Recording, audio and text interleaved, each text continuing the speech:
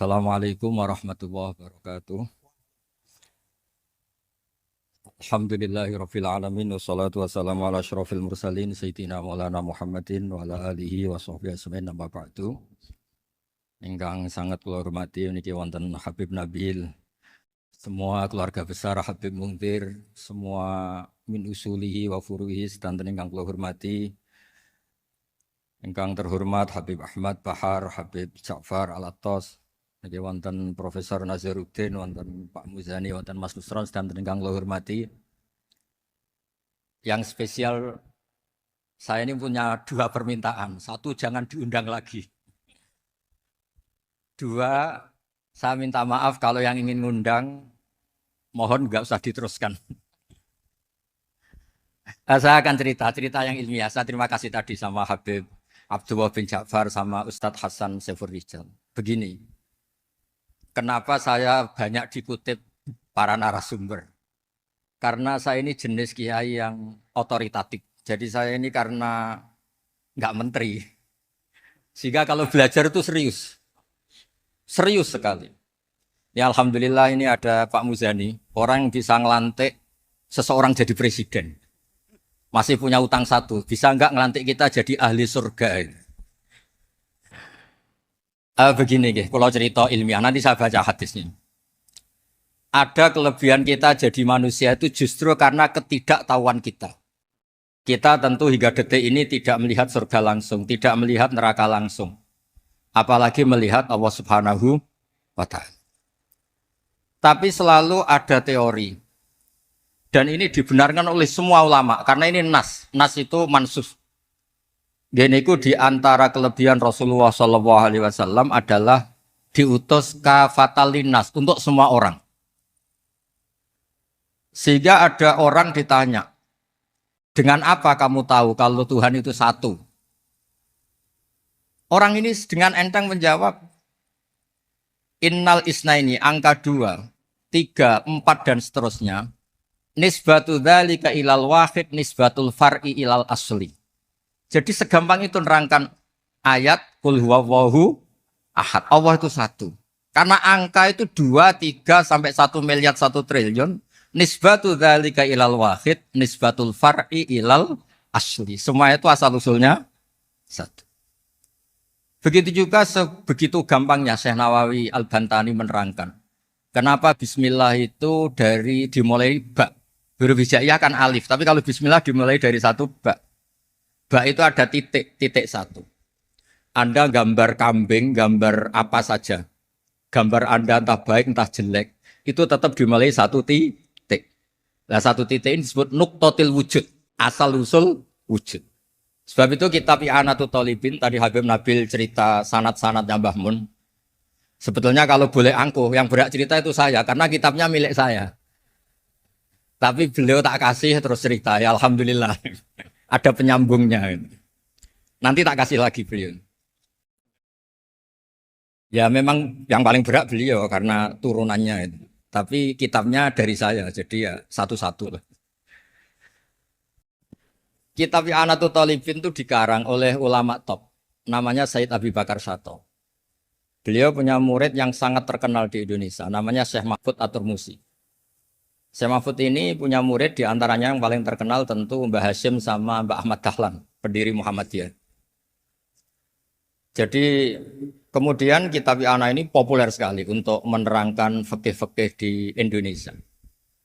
Termasuk cerita bahwa wujubul jihad itu wujubul wasail lal maqasid. Jadi jihad itu wajib, itu wujubul wasail lal maqasid. Saya mencari di sarah. Sekiranya dakwah itu bisa tidak dengan jihad, dengan pengajian kayak Majelis Rasulullah, kayak Majelis Nurul Mustafa, kayak kiai-kiai kampung, itu sudah cukup karena sudah isolul maksud, orang sudah menjadi kenal Allah Subhanahu wa Ta'ala. Sebab itu ketika Sayyidina Ali diutus di beberapa peristiwa termasuk di Khaybar, Sayyidina Ali didhawuhi la ayyah diawau bika rajulan wahidan khairan laka min khumrin na'am. ada satu saja yang Islam karena kamu itu lebih baik daripada kemenangan. Nah, kemudian ini supaya otoritatif menghormati masjid ini, Masjid Istiqlal, masjid yang luar biasa bersejarah. Saya baca keterbatasan kita, tapi ini menjadi kelebihan. Ini hadis di Shahihul Bukhari. Nanti sebagian materinya saya tinggal supaya ini tadi otoritatif tadi supaya semuanya pakai sanad. Ini hadis dari Shahihul Bukhari, sehingga Anda tidak perlu tanya, ini sahih apa enggak? Karena ini di Shahihul Bukhari, ikutnya nomor hadisnya itu 6408. Monggo kalau mau dihafal. Biasanya jenengan kan hanya hafal Arba'in Nawawiyah. Ini hadis ini nomor 6408. Ada keterbatasan yang akhirnya menjadi kelebihan kita, yaitu kita tidak tahu Allah Subhanahu wa taala. Suatu saat para malaikat ditanya, apakah mereka yang membaca tasbih di sini, misalnya di Istiqlal ini, ngerti saya, kata Allah. Kata malaikat, tidak tahu. Fayaqulu hal ra'auni. Qal fayaqulu nala wallah ma ra'auka. Qal fayaqulu kaifa la ra'auni. Yaqulu nala ra'auka kanu asyadda laka ibadatan wa asyadda laka tamjidan wa aktsara laka tasbihan. Andaikan manusia itu ngerti engkau ya Allah, maka tasbih mereka ini akan lebih dari kita. Saya beri contoh, ini terutama untuk dzurriyyah Rasulullah SAW. Nabi itu manusia, basar. Tapi lakal basar. Nabi ketika muji Allah SWT ini supaya kalau sholat jangan hayati. Misalnya pertama muji begini. Lakal hamdu mil'us samawati wa mil'ul ardi. Kebanyakan di Jawa memang baca pakai rofaknya mil'u. Tapi di beberapa sanad dibaca mil'ah, itu urusan i'rab lah. Engkau itu saya puji seluas langit dan bumi, seluas langit dan bumi. Seluas langit dan bumi itu enggak keren. Karena langit ini tetap mahsurah, as-samawat ini apapun luasnya langit itu tetap terbatas. Bumi apapun luasnya juga terbatas. Apa yang diteruskan oleh Rasulullah SAW? Wa mil'u ma syi'ta min syai'im ba'd. Dan pujian saya ini ya Allah sesuai kehendakmu, sejumlah kehendakmu. Karena ini yang tidak terbatas. Begitu juga ketika Nabi dengan keterbatasan sebagai manusia, bukan sebagai Habibullah, atas nama manusia. Nabi itu punya dua sisi. Kadang sebagai basar, kadang sebagai Habibullah. Dan sama-sama penting untuk mengawal Islam ini. Saya ulang lagi, sama-sama penting untuk mengawal Islam ini. Ketika Nabi sebagai basar, ngendikan begini. La nufsi Allahumma lakal hamdu hamda yuafi ni'amaka, misalnya pakai mukhatab wa yukafi umazidak. Saya memuji engkau ya Allah dengan pujian yang sesuai jumlah nikmatmu. Wa yukafi umazidak, dan bisa berserasian dengan tambahan-tambahan nikmat. Tapi apapun luasnya nikmat itu terbatas. Sehingga Nabi nambahi, la ukhsi thana'an alita anta kama atneta ala nafsik. Saya muji ini tidak terhitung. Sama sejumlah pujian yang engkau lakukan. La uksi atau la nuksi sana alika anta kama atneta ala nafsi. Sehingga ini kreasi-kreasi Bani Adam yang malaikat itu tidak bisa. Saya ulang lagi. Ini kreasi-kreasi Bani Adam yang bakat malaikat itu tidak bisa. Ini saya baca di kitab Fathul Bari, ini sarahnya kitab Bukhari. Kata Imam, ini saya ulang lagi, ini kata Imam Ibnu Hajar al-Asqalani, pensarah terbaik Bukhari. Jadi Sahihul Bukhari itu punya sarah paling terkenal namanya Fathul Bari. Itu gurunya Syekh Zakaria Al-Ansari. Syekh Zakaria itu dikenal sebagai Syekhul Islam. Itu berkahnya punya guru alim banget, kereng. Ibnu Hajar al-Asqalani itu kereng itu keras. Kalau muridnya tidak bisa itu keras sekali, tapi urusan ngaji saja. Terus punya murid itu pinter sekali, namanya Ibnu Hajar al-Haytami. Jadi beliau kalau mau ngaji ya susah, karena gurunya itu alim, nyuruh baca. Kalau mau ngajar ya susah, muridnya itu alim, takut salah. Jadi akhirnya pinter. Orang punya murid alim alama itu kan bingung. Makanya saya tidak suka kalau Profesor Nazar ngaji saya. Nanti ngoreksi repot. Sudah gitu Islamnya beliau formal, karena Menteri Agama, saya non formal. Lama-lama Islamnya beliau legal, saya ilegal. Kan jadi repot nanti. Makanya tadi tak bully, tak cocokkan. Kalau jenengan Menteri Agama sampai akhirat berarti top. Tapi kayaknya di akhirat saya yang ngelamar jadi Menteri Agama. Tidak ada, ini nggak penting. Ini hanya gojlokan saja supaya kelihatan bahwa Menteri pun juga warga nopo Indonesia. Begini kata Ibnu Hajar Al Asqalani, ini saya baca ya supaya penghormatan saya sama Habib Umar Hafid. Saya ini baca kitab beliau khatam serius, namanya Taujihun Nabi li Mardhati Bari, yang ditulis oleh Ustadz Fahmi bin Ali bin Ubaidun. Saya baca banyak, termasuk ketika beliau punya manhaj yang tidak populer, kata beliau, fala buddha antuwat tina nafsaka ala annana khudamatu hadal kaun. Kamu harus yakin bahwa tugas kiai, tugas ulama itu khudamatu hadal kaun, mengkhidmati semua alam raya ini. Dan jangan pernah putus asa, misalnya melihat non-muslim, terus kamu putus asa, ini non-muslim enggak? Bisa saja suatu saat rubbama aslama fakhasuna islamu. Bisa saja dia Islam fakhasuna Islam. Nah, ini wirasah nabawiyah, karena dulu Nabi ketika dari kampung Abdi Yalil dan disakiti, malaikat Jibal itu usul supaya kampung itu dihabisi. Kata Nabi apa? La bal arju ayukhrijawah min aslabihim ma ya'budu wa la yusyriku bihi syai'an. Bisa saja bapaknya masih kafir, anaknya Islam, cucu-cucunya napa? Islam. Kayak apa Nabi itu? Rojaknya Masya Allah.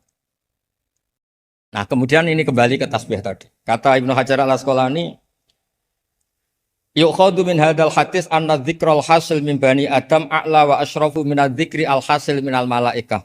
Li khusuli dzikril adamin ma akasratis syawaghil wa wujudis sawarif wa sudurihi fi alamil ghaibi bi khilafil malaikati fi dzalika kulli.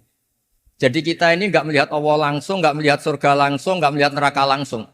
Tapi cara kita zikir, wis nak wis di neraka yo nuwangis tenan.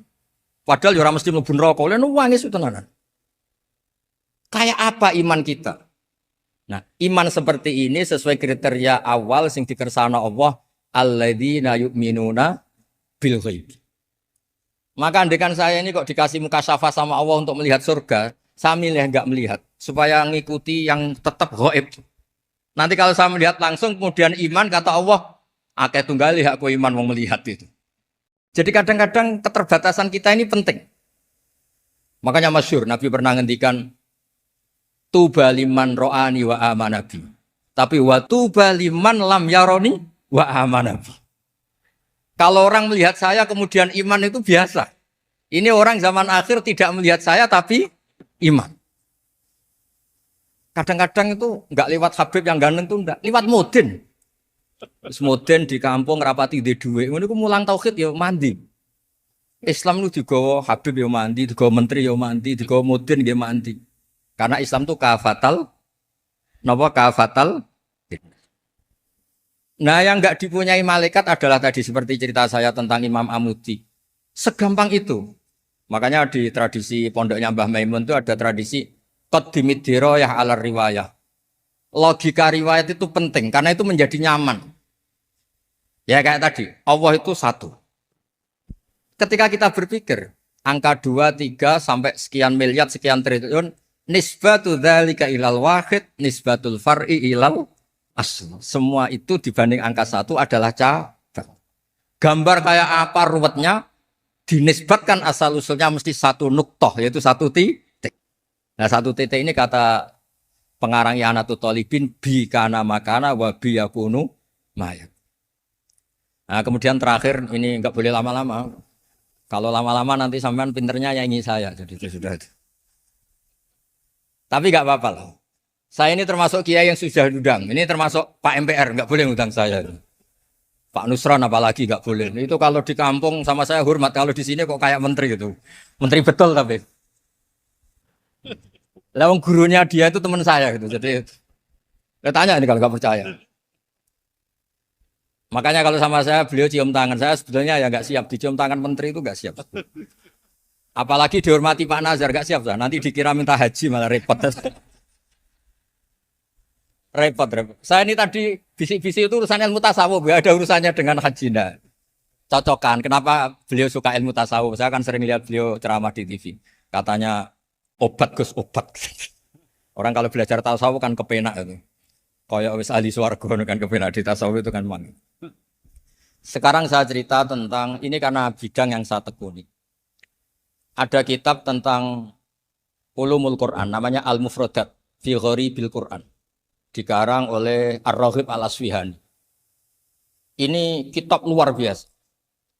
Di situ hanya cerita lafat-lafat per kata.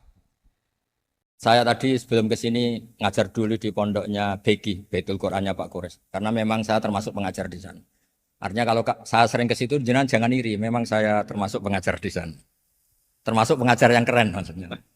Keren itu artinya pakai referensi, bukan asal. Begini kata kitab itu. Rasulullah SAW itu kan punya nama Muhammad. Orang yang banyak sikapnya atau semua sikapnya terpuji. Termasuk ketika sebagai manusia. Sama kita termasuk ketika sebagai apa? Manusia. Sebagai manusia aja Nabi gak pernah salah. Begini kata kitab itu. Nabi-nabi yang keren-keren itu, sama lihat di Ahadits Syafa'ah, itu masih egois. Ketika ada haulul mauqif, ada prahara mauqif, itu semua Nabi bilang nafsi, nafsi, nafsi, nafsi. Ketika dimintai syafaat bilang nafsi, nafsi. Tapi Rasulullah SAW itu beliau ngendikan ummati, ummati. Dan beliau ketika dimintai syafaat, kata beliau, sudah, analah, saya bisa memberi syafaat. Kata beliau, fa'akhirru lillahi ta'ala sajidan. Fayaqulu li ya Muhammad irfa' ra'sak. Wasal tu'tah wasfa'tu syaffa'. Kayak apa hebatnya Rasulullah SAW? Umumnya para nabi melihat akhirat itu sudah akhir dari semua amal. Itu menurut Nabi Muhammad gak keren. Allah itu gak bisa didikte akhirat. Allah itu Tuhan, tetap yaf'alu ma yas. Jadi gak bisa misalnya sudah akhirat orang nyuwun sewu. Terus tanya, ya Rasulullah ini sudah akhirat kok jenengan sujud bareng ini gimana? Ini sudah enggak darul amal tapi ini darul jaza, enggak bisa. Akhirat enggak bisa dibatasi. Karena akhirat enggak bisa membatasi Allah, Nabi tetap dengan rileksnya minta sama Allah. Fa ahmaduhu bima hamida allamani ya rabbi. Kemudian saat itu saya muji-muji Allah dengan pujian yang luar biasa. Terus kata kitab itu, fa Muhammadun Ahmadu min ghairihi. Makanya beliau punya nama Ahmad. Ahmad itu afal tafdil, bukan fi'il mudhari' waqi' mutakallim. Ini pernah madrasah dulu di Kutsian. Tamat terus. Beliau kalau di rumah, hormatnya enggak kayak tadi, lebih dari itu. Tadi di sini pejabat terus. Sembrono di sini itu kelewat itu. Ya tapi enggak apa-apa itu. Tadi sudah dipuji, akhlaknya baik, apa-apa baik, alhamdulillah. Fa Muhammadun Ahmadu min ghairihi. Ketika para nabi gak bisa muji Allah di mahsyar, bahkan mereka-mereka itu nyuwun sewu egois, hanya mikir diri sendiri, nafsi-nafsi. Rasulullah Muhammad ini punya nyali untuk muji Allah dan tetap mengajukan permohonan apa? Syafaat. Makanya disebut fa Muhammadun Ahmadu min ghairi. Sampeyan lihat di Bukhari di Muslim. Fa Ahmadu fi mahamida allamaniha rabbi. Tetap muji-muji Allah.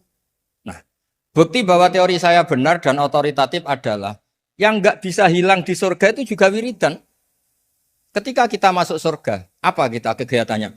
Da'wahum fiha subhanakallahumma wa tahiyyatuhum fiha salam wa akhiru da'wahum alhamdulillahi rabbil alamin.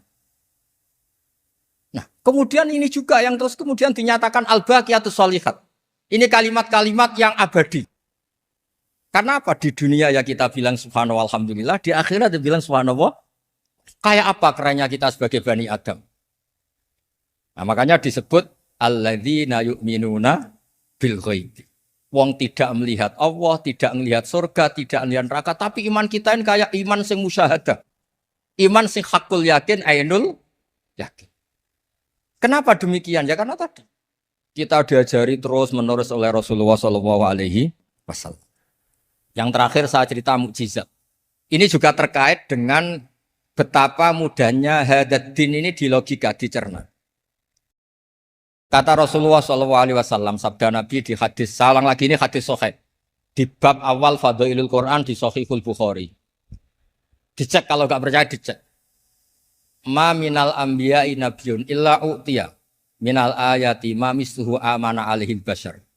Wa innama kana alladzi utitu wahyan auhahu wa ilayya fa arju an akuna aktsarahum tabi'an yaumal qiyamah. Nggak ada nabi kemudian kecuali dikasih wahyu, dikasih mukjizat. Dan mukjizat ini dahsyat sehingga orang itu dipaksa iman. Kayak Nabi Soleh, ada unta besar keluar dari batu. Nabi Musa punya tongkat di apa? Dipukulkan ke Laut Merah langsung apa? Menyibak jadi daratan.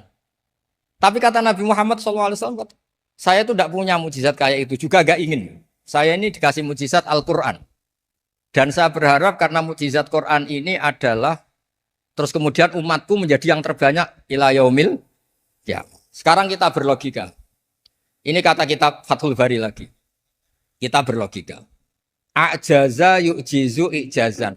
Sesuatu yang menjadikan orang lain enggak mampu disebut i'jaz. Kemudian karena ayat menjadi mukjizat. Sesuatu yang kita sepakat enggak mampu. Nah kalau itu masalahnya, tongkat dipukulkan laut kemudian menjadi kering, kita mampu enggak? Enggak kan? Tapi pertanyaannya, Anda bikin nyamuk mampu enggak? Enggak kan? Anda bikin sapi, bikin unta mampu enggak? Enggak kan? Makanya Nabi Muhammad SAW cukup, sudahlah kamu itu manusia. Bahkan sekedar menciptakan lalat itu enggak bisa. Inna wuhala yastahi ayyadriba masalam ma'aba'udatan fama fau. Kemudian mukjizat ini sama Nabi dicontohkan hal-hal yang keseharian kita. Wa min ayatihil lailu wan naharu wasyamsu wal qamar. Sekarang peristiwa laut dibelah Nabi Musa dengan matahari yang enggak pernah turun mesin itu keren mana coba? Keren matahari yang enggak pernah turun. Terus kata Ibnu Hajar Al-Asqalani, li'annal mu'jizat al-madiyah kanat khisyatan tusyahadu bil absor. Kana qati soleh wa asa Musa.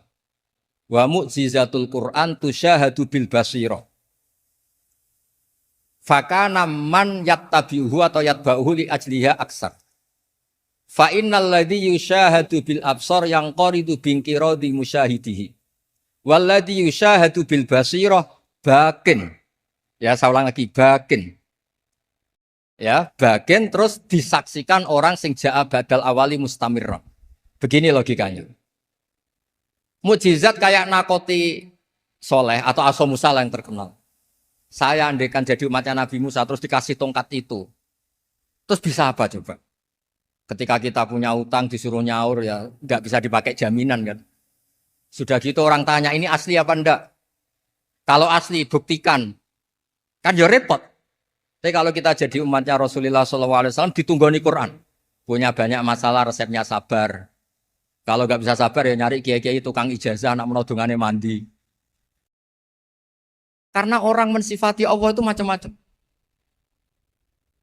Makanya saya pastikan, nggak ada agama yang mengajarkan rasional kayak agama apa? Islam. Makanya liqaumi yaqilun liqaumi yatafakkarun. Coba misalnya nyamuk.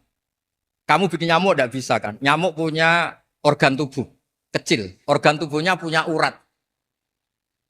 Kamu mikirnya kayak apa? Sekedar bikin patungnya saja nggak bisa, apalagi bikin nyamuk. Jadi untuk mengakui kudronya Allah yang tidak terbatas dan kita lemah, itu udah usah nunggu peristiwa kayak terbelahnya laut. Cukup wama min dabatin fil ardi wala ta'ir yatiru bi janahihi illa umamun amsalukum. Inna fi khalqis samawati wal ardi waqtilafil laili wan nahar seterusnya la ayatil liqaumi yaqil. Nah, gara-gara pola yang diajarkan Nabi itu ila yaumil qiyamah orang tetap Islam karena nyaman. Dengan kepastian mukjizat ini baqiyah ila yaumil qiyamah. Itu kayak apa baiknya Nabi? Makanya saya suka tadi burda yang dibaca. Ada ulama kayak Muhammad bin Said Al-Busiri yang ngarang burda. Itu kalau berpikir itu sederhana. Ngeten lho Gusti, malah nerangno pangeran. Lama da'awa da'ina li ta'ati bi akramir rusli kuna akramal umami. Ngeten lho Gusti, karena Rasul Muhammad itu terbaik, ya logikanya umatnya juga terbaik. Jadi lama da'awa da'ina li ta'atihi bi akramir rusli mesti kuna akramal umami. Jadi burda ini saking manjanya sama Allah sampai bilang gini. Wala yadhiqa Rasulullah jahuka bi idzal karimu tajalla bismimun takim. Ya Allah, engkau telah menamai Nabi engkau itu Raufur Rahim. Yang penuh kasih sayang, yang sohibus syafaat. Maka ketika engkau ingin nyiksa kami dengan alasan engkau ini al-muntakim, dat yang bisa nyiksa orang maksiat. Jenengan harus ingat ya Allah, bahwa Nabi kita itu Nabi yang engkau gelari Raufur Rahim. Ya kalau gitu jangan jadi nyiksa. Terus gunanya apa digelari Raufur Rahim ra iso nyafaati gitu. Itu jenenge wala yadi ka Rasulullah jahu kabi idal karimu tajalla bismi muntab. Terus fa inna min judika dunya wa darrataha wa min ulumika imal lauhi wal qalam. Dan itu juga yang dibuktikan Rasulullah sallallahu alaihi wasallam. Sampai beliau ngendikan likulli nabiyyin da'watun mustajabah wa akhtabi da'wati syafaatan ummati yaumal qiyamah. Semua nabi itu punya doa yang mustajab dan semuanya sudah dipakai di dunia. Tapi saya menyimpan jatah itu supaya saya tetap punya hak syafaat fi yaumil qiyamah. Terus ini bukti-bukti bahwa ilmu yang selama ini diajarkan para habaib, para kiai itu otoritatif. Saya hanya bantu jenengan memastikan kalau hadis itu sahih dimaknai oleh ulama-ulama yang kredibel. Ya, perjanjian terakhir tadi. Saya ini termasuk kiai yang sergap tanya Mas Nusron. Pak Muzani juga pernah ke rumah saya. Meja saya itu isinya ya kitab. Habib Nabil pernah ke kamar isinya kitab. Jadi kalau jenengan ngundang saya itu berhadap-hadapan sama hukumnya Allah, yaitu ganggu orang belajar gitu aja. Mohon ngoten mawon. Assalamualaikum warahmatullahi wabarakatuh.